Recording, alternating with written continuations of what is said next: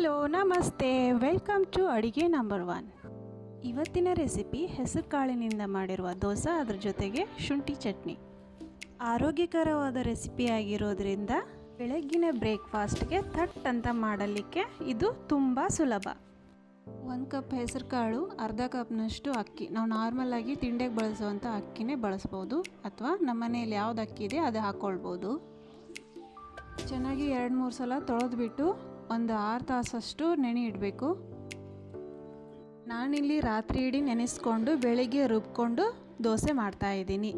ರುಬ್ಕೊಳ್ಳುವಾಗ ಇದ್ರ ಜೊತೆಗೆ 2 ಹಸಿರು ಮೆಣಸಿನ್ಕಾಯಿ, 2 ಪೀಸಷ್ಟು ಶುಂಠಿಯನ್ನು ಹಾಕಿ ಚೆನ್ನಾಗಿ ನೈಸಾಗಿ ರುಬ್ಕೊಳ್ಬೇಕು.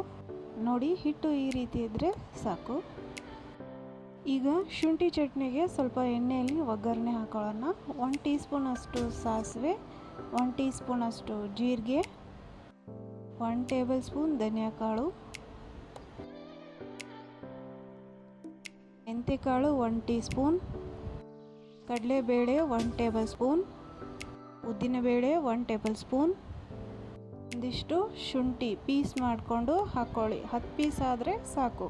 ಇದರಿಂದ 6 ಬ್ಯಾಡಿ ಒಣಮೆಣಸಿನ್ಕಾಯಿ, ಅದಕ್ಕೆ ಸ್ವಲ್ಪ ಕರಿಬೇವು, 1/4 ಟೀ ಸ್ಪೂನಷ್ಟು ಅರಿಶಿನ ಪುಡಿ.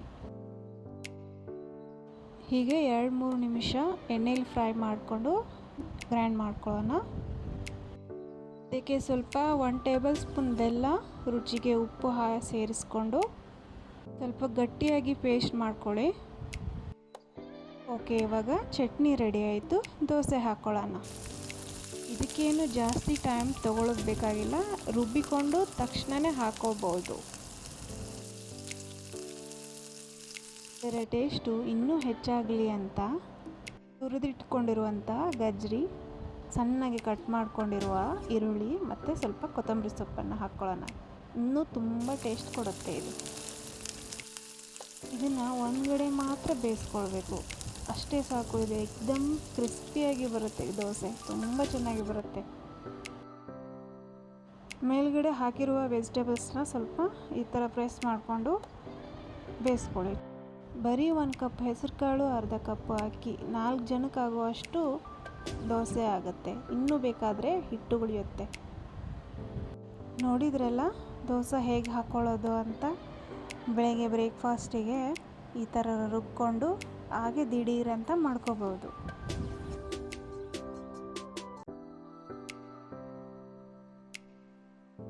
ನನಗೆ ಸಪೋರ್ಟ್ ಮಾಡ್ತಿರುವ ನಿಮ್ಮೆಲ್ಲರಿಗೂ ನನ್ನ ಧನ್ಯವಾದ ತಿಳಿಸುತ್ತಾ, ಈ ರೆಸಿಪಿ ಇಷ್ಟ ಆಗಿದ್ದರೆ ಲೈಕ್ ಮಾಡಿ, ಶೇರ್ ಮಾಡಿ, ಸಬ್ಸ್ಕ್ರೈಬ್ ಮಾಡಿ. Thank you.